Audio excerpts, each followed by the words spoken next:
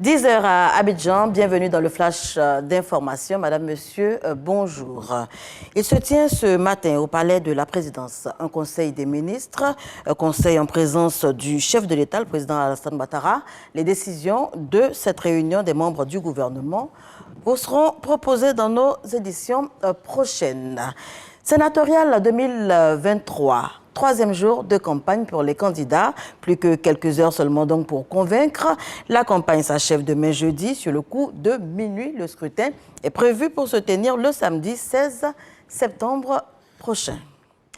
On parle nutrition en attendant le jour donc du vote. L'UNICEF et le Conseil national pour la nutrition ont procédé hier mardi 13 septembre à l'inauguration de nouveaux francs. Le Franc, c'est le foyer de renforcement des activités de nutrition communautaire. C'était dans le village de Cogné, région du Poro. Notez qu'avec cet espace, la santé nutritionnelle des enfants de 2 à 23 mois, sinon de 6 à 23 mois, sera scrutée à travers donc des opérations de dépistage régulières. C'est ce que nous rapporte Khalil Diomandé, qui est sur place dans le Poro.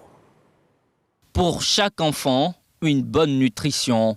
Voilà l'objectif qui a conduit l'UNICEF, le Fonds japonais et le Conseil national pour la nutrition à l'inauguration du Franc, foyer de renforcement des activités de nutrition communautaire de Kognan, dans la région du Poro. Dans cet espace, les mères, à l'image d'Aïcha, bénéficieront de conseils sur les meilleures pratiques nutritionnelles afin d'assurer une bonne croissance à leurs tout-petits. Des tout-petits qui disposent également d'une aire de jeu en vue de favoriser leur plein épanouissement.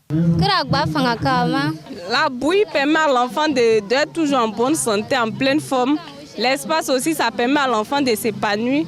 Parce que les jeux qui sont là, nous n'avons pas l'habitude d'avoir ce genre de jeux dans nos villages. Aujourd'hui, nos enfants vont bien se nourrir et ils ne vont pas tomber malades aussi. On remercie l'UNICEF pour tout ce qu'ils ont fait pour nos enfants. Une communauté villageoise heureuse, des partenaires tout aussi fiers d'accompagner l'État de Côte d'Ivoire dans son combat contre la malnutrition. La délégation japonaise conduite par l'UNICEF repart convaincue de l'impact de son apport financier pour l'éradication de la pathologie.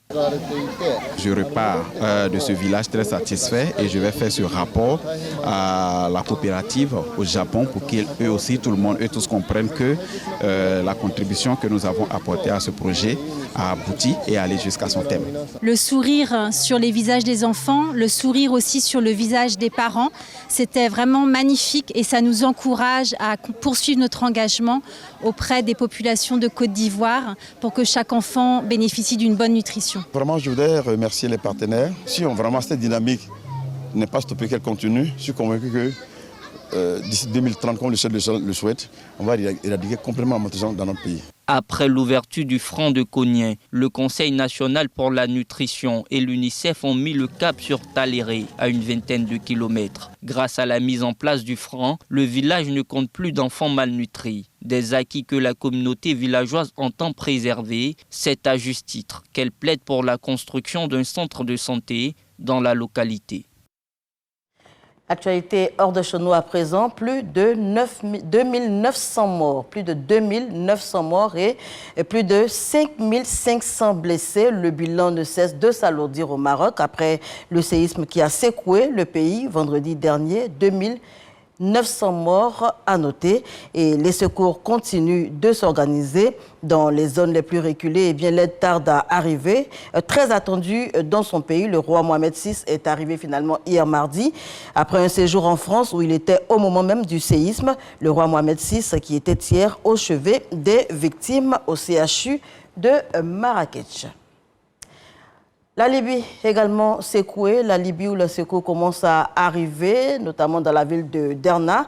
Difficile d'accéder à ce lieu sinistré dans cette ville qui compte quelques 1000 habitants, ce qui complique le trajet des secouristes. Plus de 2300 personnes auraient perdu la vie dans les inondations après donc le passage de la tempête Daniel.